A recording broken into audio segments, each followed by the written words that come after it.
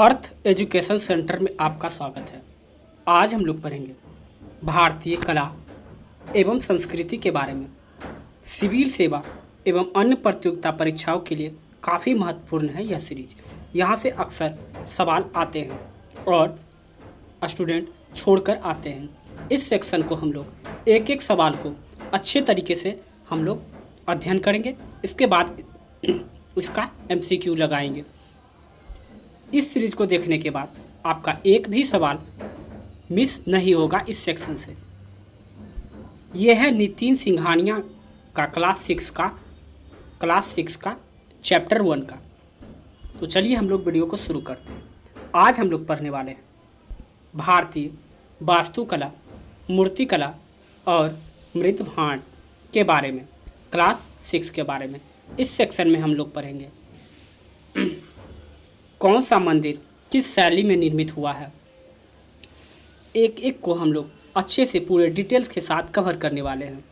तो वीडियो के अंत तक बने रहें आप लोग और इसका पूरा लाभ आप लोग उठाएं। सबसे पहले हम लोग शुरू करने वाले हैं दक्षिण भारत में मंदिर और वास्तुकला के बारे में। दक्षिण भारत में प्रसिद्ध मंदिर और उनके वास्तुकला के बारे में हम लोग अध्ययन करने वाले हैं। यदि इस चैनल पर आप लोग पहली बार विजिट किए हैं तो चैनल को सब्सक्राइब करके बेल आइकन को दबाना ना भूलें और जितना हो सके आप अपने दोस्तों के साथ शेयर कर दीजिए। यहाँ पर रेगुलर इसका सीरीज चलाया जाएगा।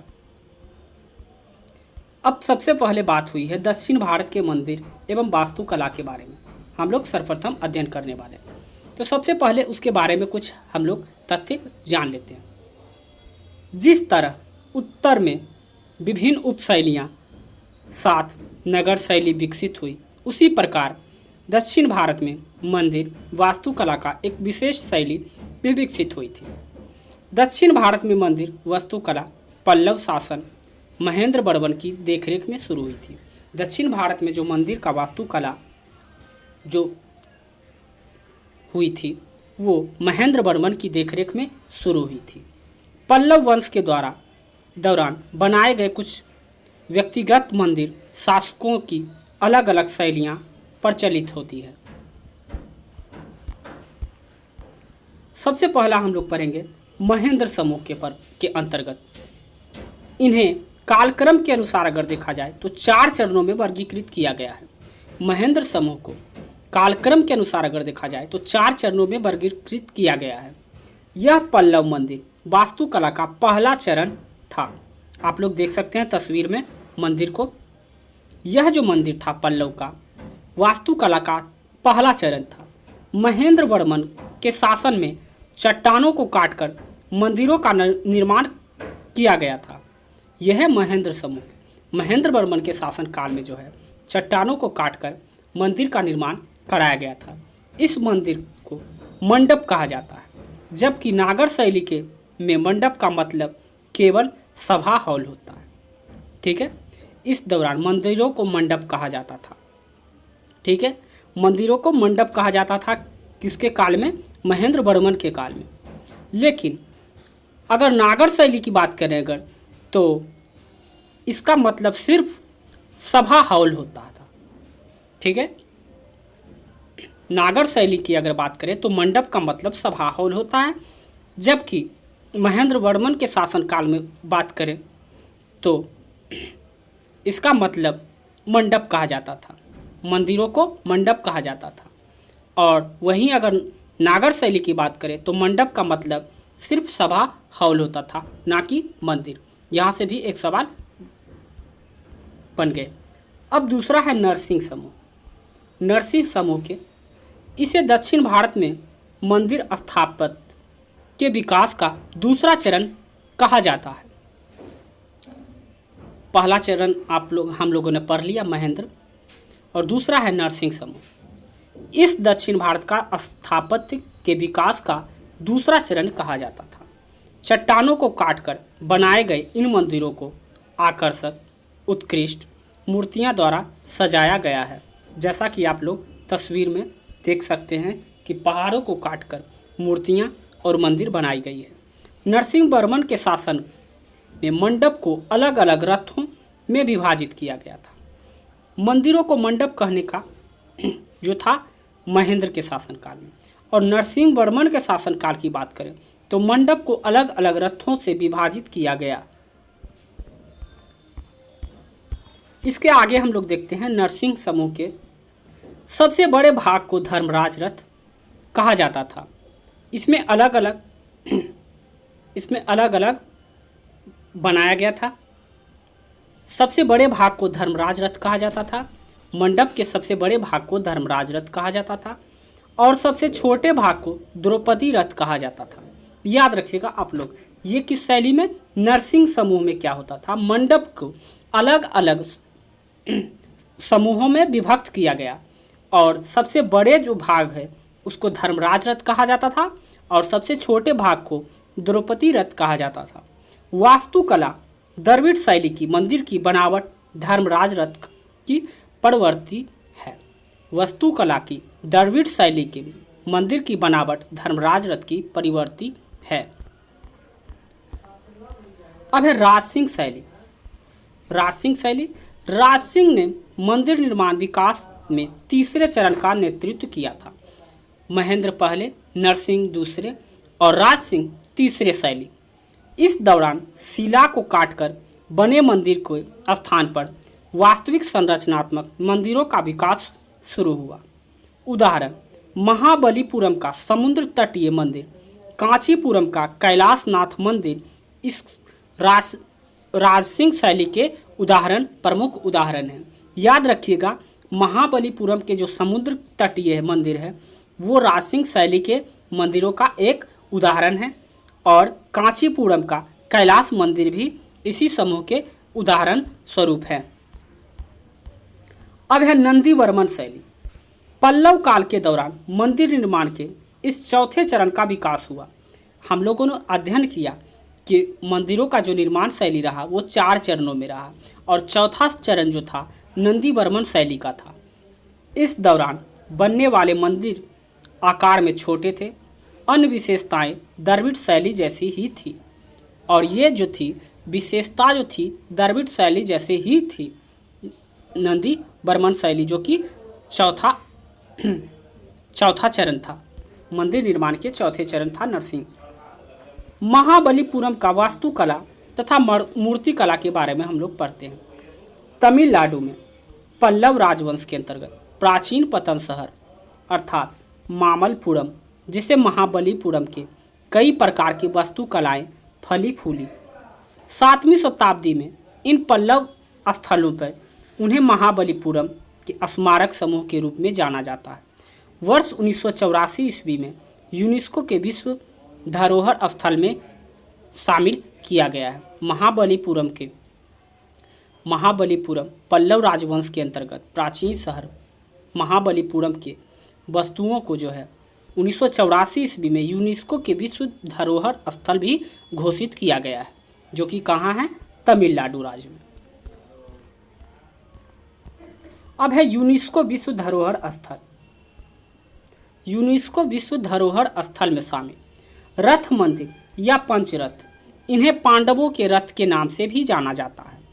रथ मंदिर को या पंचरथ इसलिए कि इसमें पांडवों के रथ के नाम से जाना जाता था कि पांडव 5 भाई थे, इस वजह से इसका नाम पंचरथ या रथ मंदिर के नाम से भी प्रचलित हुआ। ये चट्टानों को काटकर बनाए गए भारत के सबसे प्राचीन मंदिर है, जिनमें धर्मराज रथ, भीम रथ, अर्जुन रथ, नकुल और सहदेव रथ एवं द्रौपदी रथ शामिल है। सभी 7वीं सदी के आसपास के ही हैं। धर्मराज रथ 5 में सबसे बड़ा रथ है, जैसा कि आप लोग तस्वीर में देख सकते हैं। चट्टानों को काटकर बनाई गई गुफाएं, जिनमें वाराह गुफा मंदिर, कृष्णा गुफा मंदिर, पंच पांडव गुफा मंदिर और महिषासुर मर्दानी मंडप अर्थात देवी दुर्गा द्वारा महिषासुर का वध करते हुए नक्काशीदार प्रतिमा भी आपको मिल जाएगी, जैसा कि आप लोग तस्वीर में देख सकते हैं। खुली हवा में नक्काशी, इसमें गंगा अवतरत सम्मिलित है, जिसमें 2 विशाल शिला शिलाखंडों पर अर्जुन की तपस्या या भागीरथ की तपस्या को उकेरा गया है। यह भागीरथी के प्रयासों से स्वर्ग से गंगा की पृथ्वी पर अवतरण की कथा का वर्णन करती है।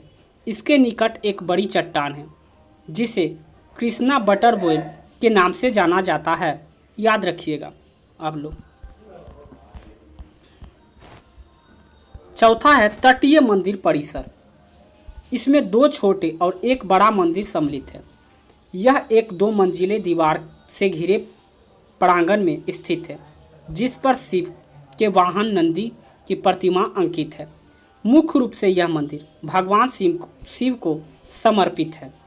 परिसर में स्थित तीनों मंदिरों में से एक में भगवान विष्णु की एक अंत शयन प्रतिमा भी स्थापित है।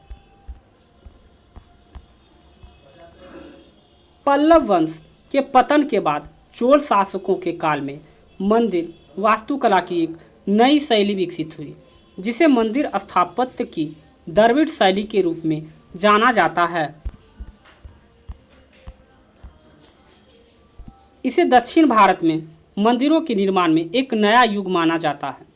इसके बाद इस क्षेत्र में 3 अन्य शैलियाँ का विकास हुआ: वेसर शैली, नायक शैली और विजयनगर शैली।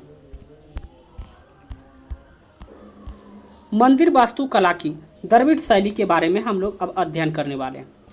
द्रविड़ शैली के बारे में चोल शासकों को संरक्षण में दक्षिण भारत में सैकड़ों मंदिर बनवाए गए। इनमें पल्लव वास्तुकला का निरंतरता थी, पर साथ ही कुछ बदलाव भी थे। इसे मंदिर की वास्तुकला की द्रविड़ शैली के रूप में भी जाना जाने लगा। जैसा कि आप लोग तस्वीर में देख सकते हैं। द्रविड़ शैली या चोल कला की विशेषताएं इस प्रकार है, निम्नलिखित है। नगर मंदिरों के विपरीत, नगर जो थे मंदिरों के विपरीत थे। द्रविड़ शैली के मंदिर ऊंची 4 दीवारी से घिरे होते थे। सामने की दीवार जो थी एक ऊंचा प्रवेश द्वार होता था जिसे गोपुरम कहा जाता था। मंदिर परिसर का निर्माण पंचायतन शैली में किया जाता था जिसमें एक प्रधान मंदिर तथा 4 गौण मंदिर होते थे। द्रविड़ शैली के मंदिरों में पिरामिडनुमा शिखर होता था, जैसा कि आप लोग तस्वीर में देख सकते हैं, जो घुमावदार नहीं बल्कि ऊपर की तरफ सीधे होता था। शिखर को विमान कहा जाता था। विमान के शीर्ष पर एक अष्टकोण आकार का शिखर होता था। यह नागर मंदिर का कलश के समान है, लेकिन यह गोलाकार नहीं होता था।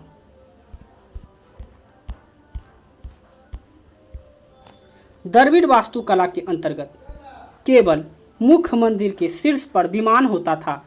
इसमें नागर वास्तुकला में विपरीत अन्य सहायक मंदिर पर विमान नहीं होता था।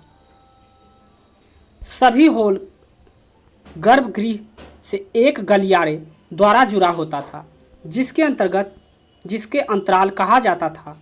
गृह के प्रवेश द्वार पर द्वारपाल, मिथुन और यक्ष की मूर्तियां होती थी। मंदिर परिसर के अंदर एक जलाशय की उपस्थिति द्रविड़ शैली की एक अद्वितीय विशेषता थी। उदाहरण तंजावुर का बृहदेश्वर मंदिर, जो कि 1011 ईस्वी में राजराज द्वारा निर्मित गंगकोट चोला गंगा डेल्टा में अपनी जीत के उपलक्ष्य में राजेंद्र प्रथम द्वारा निर्मित कराया गया था। अब है चोल मूर्ति कला। चोल मूर्ति कला के बारे में हम लोग अध्ययन करने वाले हैं। चोल मंदिरों की सजावट मूर्तियों पर विशेष महत्व दिया जाता था। चोल मंदिरों में एक महत्वपूर्ण विशेषता थी। चोल मूर्ति कला का एक महत्वपूर्ण उदाहरण नृत्य मुद्रा में नटराज की मूर्ति थी।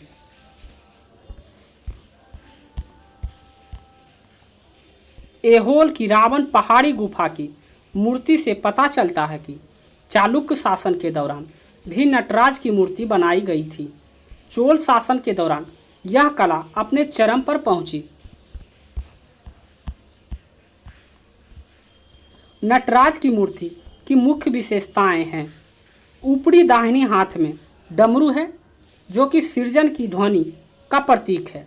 संसार की सभी कृतियां डमरू की महान ध्वनि से ही सृजित हुई है। ऊपरी बाएं हाथ में शाश्वत अग्नि है, जो विनाश के प्रतीक है। विनाश सृष्टि की अग्रगामी है और सृजन का अपरिहार्य प्रतिरूप है, जैसा कि आप लोग तस्वीर में देख सकते हैं।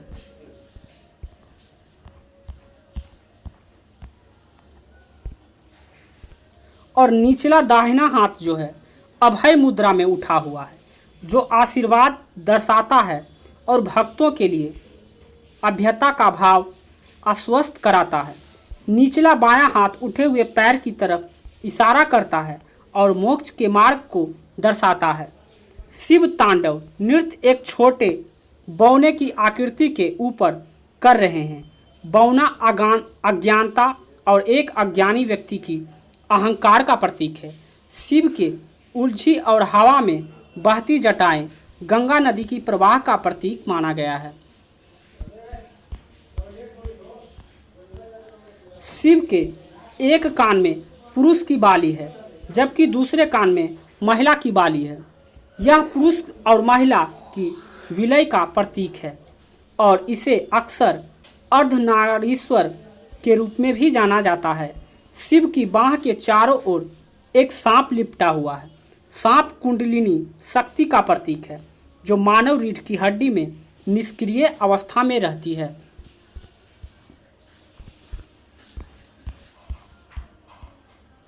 अगर इस शक्ति को जगाया जाए तो मनुष्य सच्ची चेतना को प्राप्त कर सकता है। शिव की यह नटराज मूर्ति प्रकाश की एक प्रभा मंडल से घिरी हुई है, जो समय के विशाल अंतहीन चक्र का प्रतीक माना गया है। अब है मंदिर निर्माण की अन्य शैलियाँ के बारे में हम लोग कुछ प्रमुख शैलियाँ हैं, जिनके बारे में भी हम लोग बारी बारी से देख लेते हैं। यदि आपको यह वीडियो अच्छा लग रहा हो तो लाइक और कमेंट करके हमें बताएं कि आपको यह सीरीज कैसा लग रहा है। अब है कुछ विजयनगर शैली के बारे में अध्ययन करेंगे हम लोग। विजयनगर साम्राज्य जी जो 1335-1565 ईस्वी तक के शासन काल में वास्तुकला के महान संरक्षण थे, जिसकी राजधानी हम्पी अर्थात कर्नाटक राज्य में अवस्थित थी। उन्होंने चोल, होयसल, पांडव, चालुक्य स्थापत्य शैली की विशेषताओं का एक संयोजन किया। उनके अधीन स्थापत्य शैली बीजपुर के हिंद इस्लामी शैली के प्रभावित होने लगी, जो इस अवधि के दौरान निर्मित मंदिरों पर प्रचलित होती है। इन मंदिरों की विशेषता की अगर बात करें तो मंदिरों की दीवार नक्काशियों और ज्यामितीय पैटर्नों से अत्यधिक अलंकृत है।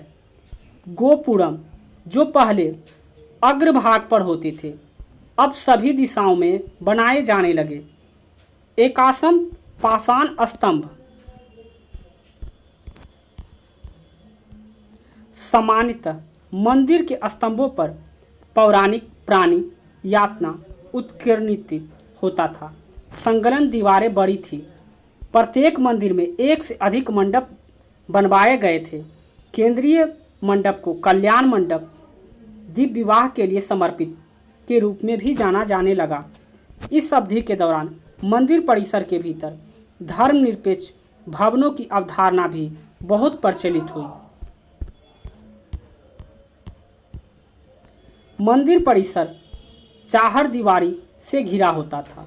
उदाहरण हम्पी स्थित विट्ठल स्वामी मंदिर, हम्पी में विरूपाक्ष मंदिर आदि इसी के उदाहरण हैं। हम्पी के निकट चट्टान की बनाई गई शेष नाग पर नरसिंह की मूर्ति अपने आप में ही एक चमत्कार है। अब है नायक शैली। हम लोग नायक शैली के बारे में हम लोग पढ़ेंगे। 6ठी शताब्दी से 18वीं शताब्दी ईस्वी के बीच नायक शासकों के अधीन मंदिर वास्तुकला की नायक शैली विकसित हुई। इसे मदुरई शैली के नाम से भी जाना जाता है। यह वास्तुशिल्पी दृष्टि से द्रविड़ शैली के समान ही है, लेकिन यह काफ़ी व्यापकता के लिए हुए हैं। इसकी इस्लामी प्रभाव भी है।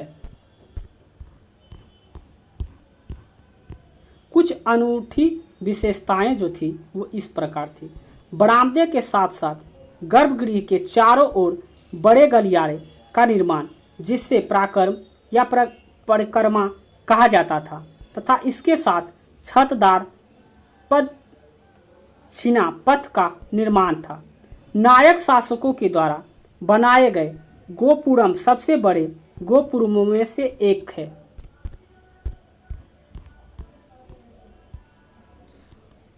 मदुरई के मीना मंदिरों का गोपुरम दुनिया का सबसे ऊंचा गोपुरम है। गोपुरम की कला नायक शैली में अपने चरमों उत्कर्ष पर पहुंची। मंदिर पर हर जगह बारीक नक्काशी की जाती थी। उदाहरण मदुरई का मीनाक्षी मंदिर इत्यादि। वेसर शैली 7वीं शताब्दी ईस्वी के मध्य में चालुक्य शासकों के अधीन इस मंदिर का निर्माण की संकल्पना की गई थी। इस शैली को कर्नाटक शैली भी कहा जाता है। यह एक मिश्रित शैली है जिसमें नागर और द्रविड़ शैली दोनों की विशेषता समाहित है। कुछ विशेषताएं इस प्रकार है। विमान और मंडप को ज़्यादा महत्व दिया गया था। खुले प्रतिछिना पथ, खंभों, दरवाजों और छत को बारीक नक्काशी से सजाया जाता था। वेसर शैली में मंदिर बनवाने वाले 3 प्रमुख राजवंश थे: बादामी, कल्याणी के चालुक्य, राष्ट्रकूट। राष्ट्रकूट जो 750 से 983 ईस्वी। उदाहरण एलोरा का कैलाश मंदिर इसी के उदाहरण है। होयसल वंश जिसका कार्यकाल 1050 से 1300 ईस्वी तक है। उदाहरण के लिए हैलेबुडु, बेलूर आदि के मंदिर है।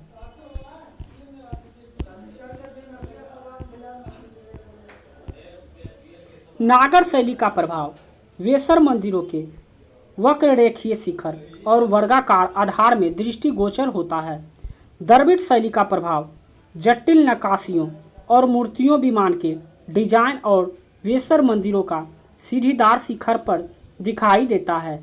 उदाहरण दंबल का दोडुबसप मंदिर, एहोल का लाडखान मंदिर, बादामी का मंदिर इत्यादि इसके उदाहरण हैं। होयसल कला कर्नाटक क्षेत्र में मैसूर के निकट होयसल शासकों के अधीन बने मंदिर ने कला की होयसल शैली के रूप में ज्ञात अपनी स्वयं की एक विशिष्ट शैली विकसित की। वेलूर, हैलेवुड और श्रृंगेरी जैसी प्रमुख स्थलों में इसका विकास 1050 ईस्वी से 1300 ईस्वी के अवधि के दौरान हुआ। इस वास्तुकला की विशेषता की अगर बात की जाए तो स्तंभों वाला केंद्रीय हॉल के चारों ओर अनेक मंदिर बनवाए गए थे। पंचायतन शैली की क्रूसिफाइड भूमि योजना के विपरीत ये मंदिर जटिल डिजाइन वाले तारे के आकार में बने थे। इसके तारामय योजना के रूप में भी जाना जाता है। मुख्य निर्माण सामग्री मुलायम बलुआ पत्थर अर्थात कोडाइट शिस्ट इसमें शामिल था। मूर्तियों के मध्य से मंदिर के अलंकरण पर बहुत अधिक बल दिया गया था। आंतरिक और बाह्य दोनों दीवारें, यहाँ तक कि देवताओं द्वारा धारण किए गए आभूषण भी जटिल रूप से नक्काशीदार थे।